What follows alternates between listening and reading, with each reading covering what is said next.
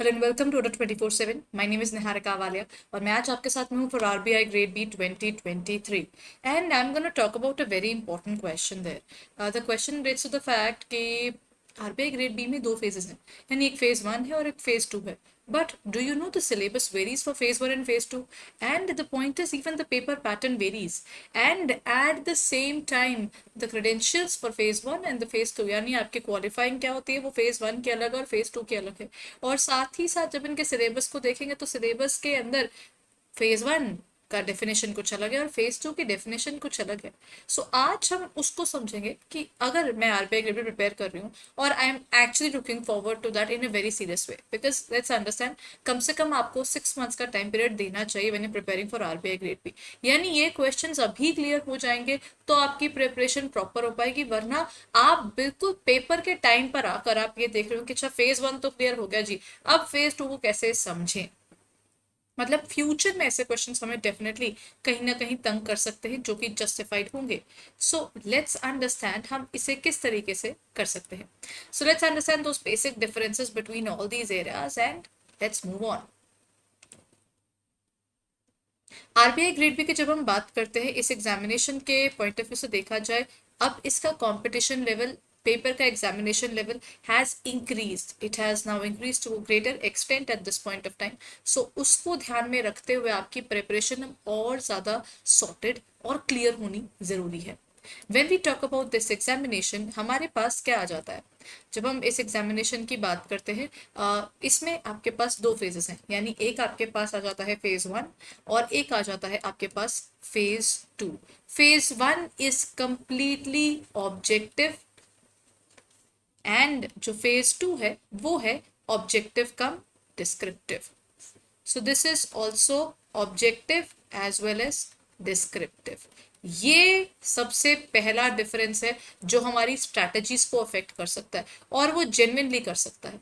Reason क्या रहता है कि फेज वन आपका अलग चलता है और फेज टू आपका अलग चलता है. You can not really look forward to only phase one at this point of time and looking forward to phase two only at that time. या एक काम करते हैं, सिर्फ फेज टू की भी प्रिपरेशन कर लेते हैं, जब पेपर आने वाला होगा उससे एक महीना पहले फेज वन पढ़ लेंगे. वो भी एक बड़ा अलग सा और आप बोल सकते हो एक थोड़ा गलत एटीट्यूड हो जाएगा.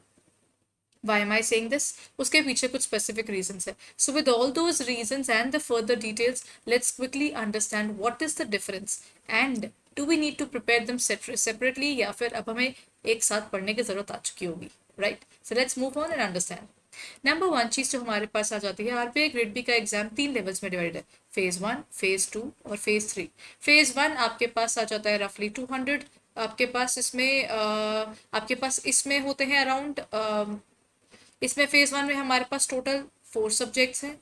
इसके अंदर हमारे पास आ जाते हैं 3 मेजर सब्जेक्ट्स और उसके बाद इंटरव्यू आपके पास आ जाता है 75 मार्क्स का. सो यहाँ पर आप बोल सकते हो ये 300 मार्क्स का होता है. अगेन जो आपका फेज वन है वो आपका काफ़ी हद तक आईबीपीएस पीओ या अगर आप एसबीआई पीओ दे रहे हैं तो उनके जो मेंस में जिस तरह के क्वेश्चंस आते हैं ना, आपको उस लेवल की प्रिपरेशन चाहिए होती है इसके फेज वन की तरफ. सो आपको देखना है किस तरीके से प्रिपरेशन करनी है, क्या पेपर का पैटर्न रहता है, कौन सी चीज़ें बड़ी इंपॉर्टेंट हैं, वो सब हम डिस्कस करेंगे इनके डिफरेंसेस के साथ में. नंबर वन, जब हम बात करते हैं फेज वन की, इसमें आपके पास जैसे मैं आपको बता रही थी 200, वो इसमें 200 क्वेश्चंस आते हैं. 200 क्वेश्चंस में सबसे ज़्यादा वेटेज है जीए की, यानी जनरल अवेयरनेस की, उसमें 80 क्वेश्चंस हैं. रीजनिंग के 60 हैं, इंग्लिश के 30 हैं और क्वांट के भी 30 हैं. सो आपके पास हर एक क्वेश्चन 1 मार्क कैरी करता है और नॉर्मली आपके पास इन पेपर्स के अंदर 0.25 के रिडक्शन है हर गलत आंसर के लिए. ठीक है. सो यहाँ पर ये आ जाता है, इस पेपर के लिए आपको मिलते हैं पूरे 120 मिनट्स यानी 2 आवर्स. सो ये है इस पेपर का पॉइंट. बट इसमें आपको याद रखना है, इसमें आपके पास सेक्शनल कट ऑफ्स भी हैं other than the cut off जो आपके पास पूरे के पूरे मार्क्स के हिसाब से होती है. सेक्शनल कट ऑफ को भी आपको कंसिडर करके चलना होगा. And at the same time पिछली बार के कंसिडरेशन में रखा जाए तो हर साल आरबीआई ग्रेड पी का एग्जाम सिर्फ और टफ हो रहा है. They are not making it easy any more, they are making it tougher with every single attempt that they're coming with. And at the same time, for the general category, make sure you are doing your bit properly because you have got 6 attempts only, not more than that. वहां पर आप लोगों पर restriction है appearing पर ही, यानी आप ये जो एक्सपेरिमेंट करने का सोच सकते हैं कि चलिए एक काम करते हैं पेपर देकर देखते हैं ना, अगली बार उसको क्लियर करने के बारे में सोचेंगे। वो एटीट्यूड आप आरबीआई ग्रेड बी के एग्जाम में नहीं रख सकते। So let's move on and understand the next point. आपका जो फेज 1 है उसमें तो ये हुआ, लेकिन फेज 2 आपका बिल्कुल अलग चलता है। फेज 2 का पेपर में आपके पास 3 मेजर सब्जेक्ट्स हैं, economic and social issues, English as well as finance and management. हर एक एग्जाम टोटल 100 नंबर यानी 100 मार्क्स का है। With these 100 marks in papers के अंदर क्या क्या और इम्पोर्टेंट हो जाता है। इस पेपर के अंदर 50% ऑब्जेक्टिव है और 50% सब्जेक्टिव है। किसके अंदर? आपके हर एक टॉपिक के अंदर। This is what you will find. जैसे जो आपका इकोनॉमिक एंड सोशल का पेपर है, 50% ऑब्जेक्टिव 50% सब्जेक्टिव होगा। 30 मिनट्स मिलेंगे आपको ऑब्जेक्टिव के लिए, जिसमें आपके पास 50 मार्क्स होंगे और आपके पास क्वेश्चंस डिफाइंड होंगे, 1 मार्कर एंड 2 मार्कर, यानी 30 क्वेश्चंस आते हैं आइडली। देन जो आपके बड़े क्वेश्चंस है इकोनॉमिक एंड सोशल इश्यूज में आपके पास टोटल आएंगे 6 क्वेश्चंस। उनमें से आपको करने होंगे 3 का एक ऑप्शन दिया होगा, 3 का दूसरा ऑप्शन दिया होगा। You have to do any 2 in this area and in this area. ये थे आपके 15 मार्कर और ये आपके आएंगे 10 मार्कर। I am sorry. जो 15 मार्कर क्वेश्चंस है वो आपको कोई 2 अटेम्प्ट करने हैं, 30 मार्क्स वहां बन जाएंगे, और 10 मार्कर 2 अटेम्प्ट करेंगे तो आपके 20 बन जाएंगे। सो आपका टोटल पेपर आ जाता है 50 मार्क्स का, जो डिस्क्रिप्टिव का है, और 50 मार्क्स का है आपका ऑब्जेक्टिव का, यानी टोटल बन जाएंगे आपके पास 100 मार्क्स यहाँ। देन इंग्लिश का पेपर कंप्लीटली डिस्क्रिप्टिव होगा। डिस्क्रिप्टिव का मतलब है ऑनलाइन पेपर है ये।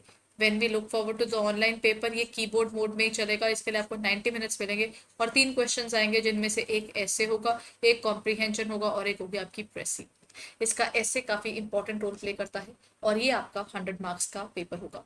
अगेन आपका फाइनेंस और मैनेजमेंट का जो टॉपिक होगा, इसमें से आपके पास 50% ऑब्जेक्टिव और 50% सब्जेक्टिव आएगा। 30 मिनट्स ईच को असाइन किया जाएगा। 30 मिनट्स जो होंगे वो आपके ऑब्जेक्टिव के हैं और आपके 90 मिनट्स जो हैं वो सब्जेक्टिव पेपर के लिए रखे गए हैं। इसमें अगेन आपके पास 6 मार्कर 6 क्वेश्चन होंगे, 3 15 मार्क्स के जिनमें से आपको कोई 2 करने हैं, और 3 क्वेश्चन 10 मार्क्स के जिनमें से आपको कोई 2 करने हैं, और 50 मार्क्स का होगा आपका ये। इस बार का जो पेपर आया था वो 2 शिफ्ट्स में आया था, morning shift and evening shift. Morning shift में एक पेपर हुआ था, जो आफ्टरनून या इवनिंग शिफ्ट थी उसमें आपके 2 पेपर हुए थे। यानी अगर हम ऐसे देखें तो सबसे पहले फेज 1 सिर्फ एक शिफ्ट में होता है, फेज 2 आपका 2 शिफ्ट में हो रहा है। फेज 1 का पेपर कंप्लीटली ऑब्जेक्टिव है, जबकि फेज 2 आपका ऑब्जेक्टिव प्लस सब्जेक्टिव है। और क्या क्या ऐसे डिफरेंसेस है जिनको हमें कंसिडर करके चलना है, क्योंकि स्ट्रैटेजी जब बनेगी तो दोनों की कंबाइंड तो बनानी ही पड़ेगी ना। पढ़ना तो दोनों है टॉपिक्स को, क्योंकि मैं ये सोच के नहीं चल सकती हूँ कि एक काम करते हैं प्रीलिम्स की प्रिपरेशन करते हैं, प्रीलिम्स क्लियर करने के बाद वो जो 30 दिन होंगे ना उसमें बैठकर हम मेंस की प्रिपरेशन करें, क्योंकि फेज 1 और फेज 2 में रफली 30 डेज का टाइम पीरियड होता है। और उसमें से भी जो पहले आपके 5-6 दिन है, नहीं 7 to 10 डेज जो है वो रिजल्ट की वेट में निकलता है। तो रिजल्ट की वेट में जो स्टूडेंट्स होता है वो कहता है कि पता नहीं अभी प्रिपरेशन करूँ आगे फेज 2 की या रुक जाऊं, वो एक डायलेमा चल रहा होता है। तो अगर आप क्लियर कर लेते हैं और उसके बाद आप आखिरी के 20 दिन में पढ़ने की तैयारी कर रहे हैं, that means failing to plan is again planning to fail. या आप कहीं ना कहीं तैयारी कर चुके होते कि आपका फेज 2 निकलेगा ही नहीं, क्योंकि आप उस लेवल का जो इनपुट है वो डाल ही नहीं रहे होंगे। सो इन 3 पेपर्स के बाद आपके पास आ जाता है आपका इंटरव्यू। इंटरव्यू आपका हो जाएगा 75 मार्क्स का। अगेन इसके जो फाइनल मार्क्स हैं वो आपके 375 काउंट होते हैं फॉर द मेरिट। ठीक है, सो मेरिट के लिए आपके पास टोटल 375 मार्क्स काउंट होते हैं। बाद में हमारे पास क्या आ जाता है, असली बात जिसके लिए आज हम यहाँ पर हैं, that is the different strategies. Problem ये है कि अगर हमें, मैं क्यों बता रही हूँ कि फेज 1 और फेज 2 सेम नहीं है, उसके पीछे के कई रीजंस हैं। वो एक इलॉजिकल बात होगी, एक काम करते हैं फेज 1 पढ़ते हैं, फेज 2 अभी के लिए छोड़ देते हैं, वहीं पर आप सबसे पहले आप गड़बड़ कर रहे हो। दूसरी बात, फेज 2 के अंदर एक लिमिटेड पीरियड ऑफ टाइम जो आपको मिलता है उसमें आप सिर्फ रिविजन कर सकते हैं, कुछ नया करने का टाइम नहीं होता। और साथ साथ आपको एक चीज पर वर्क करना है, वो है डिस्क्रिप्टिव आंसर राइटिंग। इसके बिना तो आपका काम हो ही नहीं सकता, इसके ऊपर तो वर्क करना ही होगा। So that's another level of trouble that you have to cater properly. Now comes in the phase 1, आपको अगर आप पढ़ना होगा तो आपको क्या करना है, क्वांट की आपकी preparation has to be very strong, because इस बार का पेपर जो था वो क्वांट के पॉइंट ऑफ व्यू से मॉडरेट टू डिफिकल्ट लेवल पर था। रीजनिंग का पेपर में आपके पास ज़्यादातर सेट्स में क्वेश्चंस काफ़ी ज़्यादा थे, सिटिंग अरेंजमेंट्स के अलग अलग आ जाएंगे, साइलॉजिज्म आएगा, कोडिंग डिकोडिंग आएगा, और बहुत सी इसमें चीज़ें जुड़ जाती हैं। इसका पेपर वॉज आई थिंक आपको 3 तरह के लेवल मिलेंगे, मॉडरेट भी था, थोड़ा हार्ड भी था और इजी क्वेश्चंस भी थे। English is again easy to moderate level, I will not call it a different difficult level. GA जो था, I if I have to give my personal review तो मैं उसे इजी टू मॉडरेट लेवल तक ही कहूंगी। बहुत ज्यादा डिफिकल्ट या अनप्रिडिक्टेबल जीए क्वेश्चंस देखने को नहीं मिले। यानी फेज वन को अगर मैं पढ़ रही हूँ तो मुझे इन 4 सब्जेक्ट्स को कवर करना है। Now let's frankly cover up the areas कि इनको कैसे पढ़ना होगा। क्वांट का अगर आपने किसी भी तरह के और पेपर की प्रिपरेशन की है तो आपके पास क्वांट की अपनी स्पेसिफिक बुक्स होंगी जिनके साथ में RS अग्रवाल तो जुड़ी जाती है। अगेन आपको उसको लेकर चलना ही चलना है। रीजनिंग के अंदर हम लोग क्या करते हैं कि हम लोग यूट्यूब को फॉलो करते हैं, हम स्पेसिफिक बुक्स को फॉलो करते हैं, हम लोग जो ई बुक्स को फॉलो करते हैं या कोर्सेज को फॉलो करते हैं, यानी डिपेंड करता है। रीजनिंग और क्वांट के लिए तो हमें रिटर्न प्रैक्टिस हर दिन की एटलीस्ट 1 से 2 घंटा ये मांगते ही मांगते हैं। हार्डकोर फैक्ट है, even if you are good at it, even then you need that particular time. Then comes English. English बात सीधा ये कहती है कि Rome was not built in a day. आप इंग्लिश एक दिन में नहीं सीख सकते। अगर आप अच्छे भी हो ना, आपको अपग्रेड करते रहना पड़ेगा। यानी इंग्लिश के पेपर के हिसाब से दिया जाए तो हर दिन का अगर आप रीडिंग पर हाफ एन आवर भी दे रहे हैं या अगर आप 1 आवर तक दे रहे हैं तो वो बहुत रिस्पेक्टेबल है, क्योंकि आप रीडिंग में जब कर रहे हैं तो आप एक तो जीए कर रहे हैं अपनी कवर और साथ में आप अपनी इंग्लिश के ऊपर भी और वर्क कर रहे हैं। सो इसकी जो स्ट्रैटेजी है वो काफी हद तक आपके जो मेंस की स्ट्रैटेजीज होती हैं, वैसे आईबीपीओ जो आईबीपीएस हो गया आपका, एसबीआई पीओ हो गया, उनके जो पीओज वाले हैं उनकी स्ट्रैटेजी साथ में काफी जुड़कर उसी लेवल के प्रिपरेशन आपको मांगता है। इसका फेज वन। इसके फेज वन के बाद हमारे पास नेक्स्ट आ जाता है इसका फेज टू। ये यहीं पर आपका सबसे पहली चीज डिफरेंट करती है। फेज वन में जो आप न्यूज़पेपर्स पढ़ रहे थे, जो आप अपनी जीए बिल्डअप कर रहे थे ना, आप उस सब का इस्तेमाल करोगे यहाँ इंग्लिश डिस्क्रिप्टिव के पेपर के अंदर। वो कैब से लेकर रूल्स से लेकर आपकी जो आपने डेटा इकट्ठा किया था वो सब का सब आप यहाँ पर अपना टैलेंट के तौर पर यहाँ पर दिखा रहे होंगे। उसके बाद आपको पढ़ना है 2 अलग बिल्कुल डिफाइंड, याद रखिए इसके वेल डिफाइंड सब्जेक्ट्स हैं। ऐसा नहीं है कि इनके कोई डिफाइंड सब्जेक्ट्स नहीं है।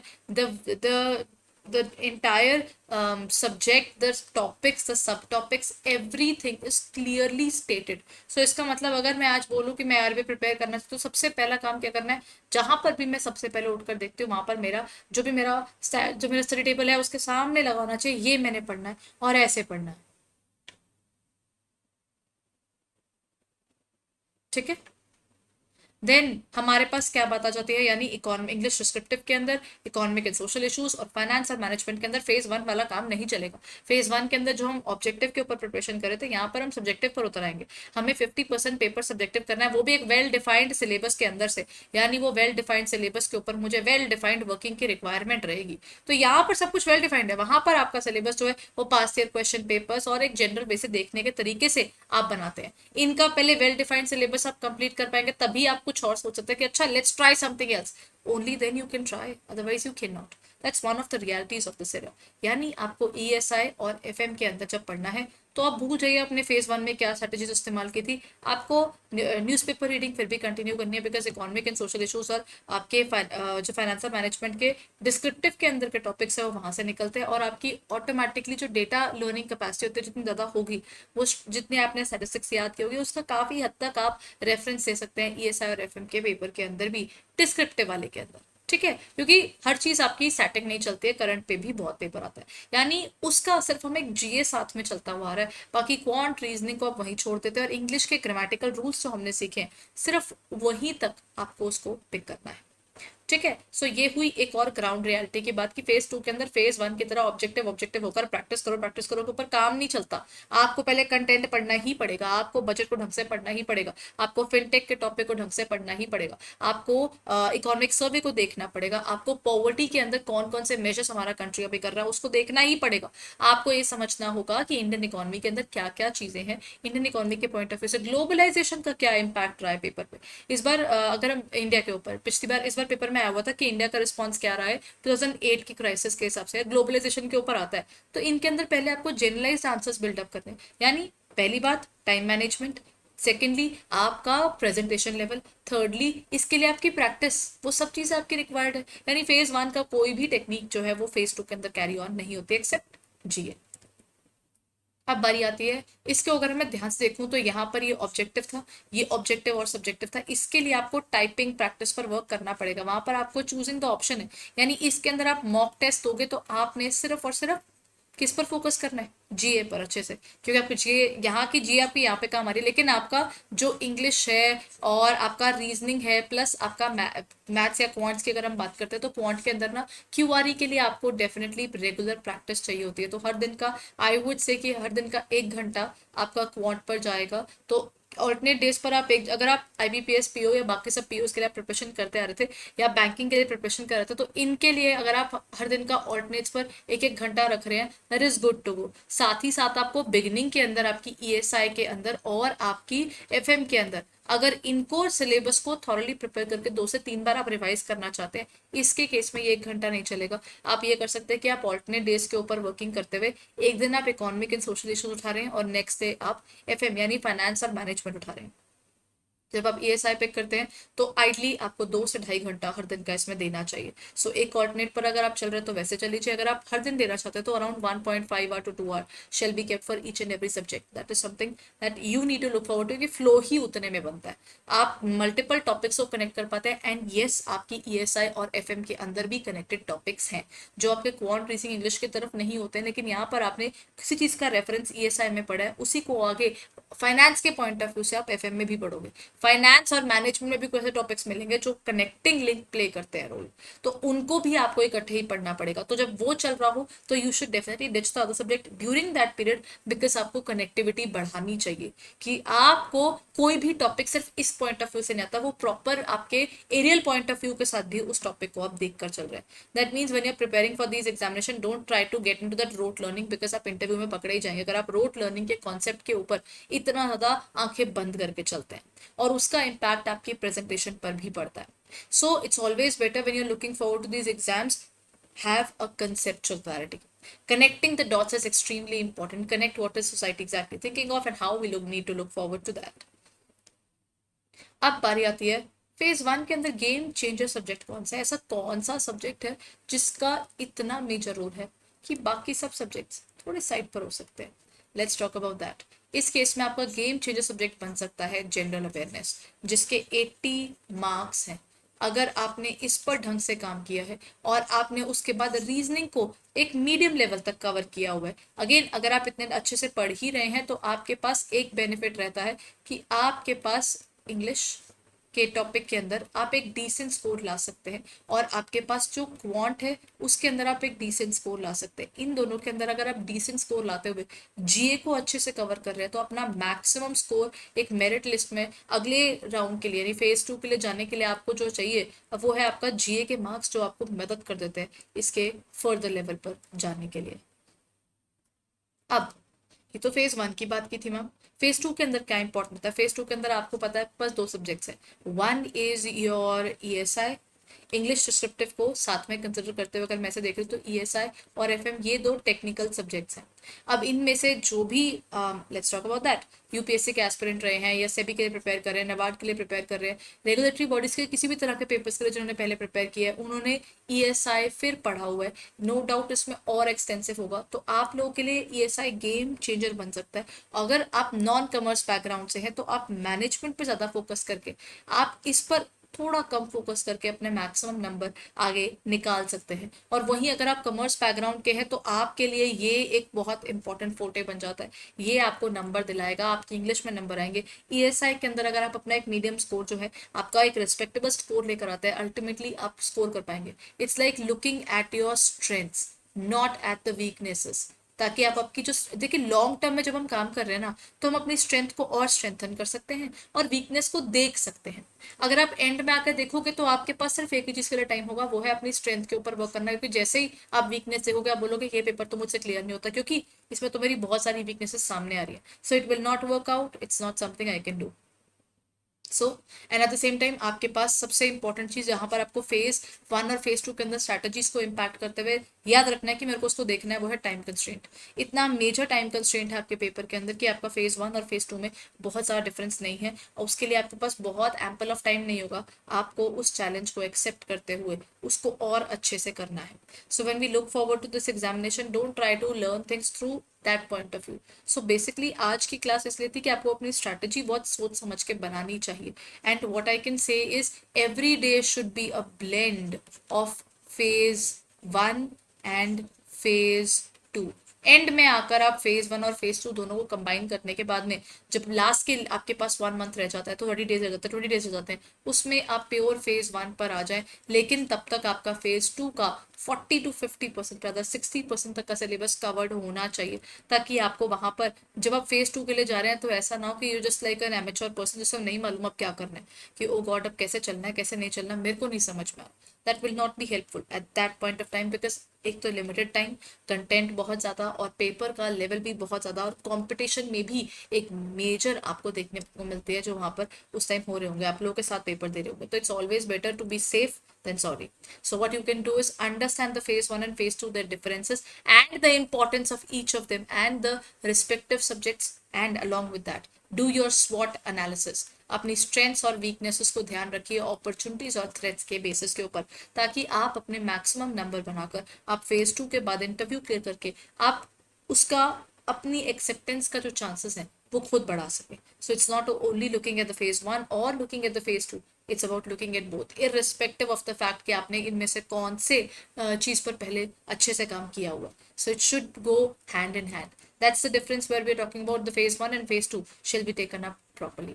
अगर आप आरबीआई ग्रेड बी की प्रिपरेशन करें now you looking forward to the fact कि अपना आरबीआई ग्रेड बी के अंदर हमें और ढंग से पढ़ना है, हमें कोर्सेज की रिक्वायरमेंट लग रही है, so all you can do is go to our app और you can go to our website. वहां पर आप जाकर आरबीआई ग्रेड बी ढूंढ सकते हैं रेगुलेटरी बॉडीज के अंदर, और आप उसके कोर्सेज को रिव्यू कर सकते हैं। हमारा इंट्रोडक्टरी बैच शुरू हो चुका है। अलॉन्ग विद दैट हमारे पास आरबीआई ग्रेड बी के अलावा बैंक महापैक प्लस भी है, जिसमें बहुत सारे कोर्सेज कवर किए गए हैं starting from the regulatory bodies plus आपके IBPS PO SO SBI PO, वो सब भी उसमें कवर्ड है। तो एक ही पर्टिकुलर के अंदर आपको मोर देन 12,000 वीडियोस मिल जाती हैं, अपडेटेड कंटेंट मिल जाता है और आपकी प्रिपरेशन आप प्रॉपरली कर पाएंगे। So when you looking forward to RBI grade B तो डेफिनेटली इसको रिव्यू कीजिएगा। और अगर आप रेगुलेटरी बॉडीज की प्रिपरेशन करें you can also check out our webinar that we are conducting on NABARD grade A on the upcoming week. अभी 26 को ही है, सो काइंडली बी देयर। 26 जुलाई को हम वो कंडक्ट करवा रहे हैं, तो आप उसको चेकआउट कर सकते हैं। तो 26 जुलाई 2022, तो दैट मीन्स आपके पास कल का टाइम है, तो 12 PM पर ये कंडक्ट किया जाएगा, सो आप उसे ज्वाइन कर सकते हैं। अलॉन्ग विद दैट जब आप आरबीआई ग्रेड बी की प्रिपरेशन कर रहे हैं रिमेंबर वन थिंग कि it should not be short term, it has to be a long term thing from your side, it has to be like that. So जब तक आप long term perspective के साथ अपने प्रिपरेशन नहीं करते तब तक चीज़ें आपको मदद नहीं कर पाएंगी। So go ahead and check it out. Ma'am आपको मिलती हूँ आने वाली क्लासेस के अंदर with more information regarding the phase 1 and phase 2। So kindly go ahead and check it out on our website. आपको अगर कोई भी कोर्सेज में हेल्पफुल लगता है तो आप उसमें यूज कर सकते हैं code Y538 to avail the discount, ताकि आप अपनी प्रिपरेशन के साथ में 77% और 78% का डिस्काउंट ले सके। 78% का डिस्काउंट आपको मिल जाएगा हमारी वेबसाइट के ऊपर, सॉरी हमारी ऐप के ऊपर। और अगर आप ऐप डाउनलोड कर लेते हैं तो उसका बेनिफिट ये भी होता है अपडेटेड कंटेंट और फ्री क्विजेस भी आपको मिल जाते हैं, कॉइन्स आप अक्यूमुलेट कर सकते हैं, तो वो आपके लिए और भी बेनिफिशियल होता है। अदरवाइज अगर आपके पास अभी आपने ऐप डाउनलोड नहीं किया तो आप वेबसाइट पर भी जाकर हमारे आरबीआई ग्रेड बी के पोर्टल के ऊपर रिव्यू कर सकते हैं, हमारी क्लासेस देख सकते हैं और साथ साथ अपना डिसीजन ले सकते हैं कि आप किस तरीके से अपनी प्रिपरेशन करना चाहते हैं, फेज 1 अकेले पढ़ना है या फेज 2 के साथ में। ठीक है, सो मैं आपको मिलती हूँ हमारी आने वाली क्लासेस के अंदर। Thank you.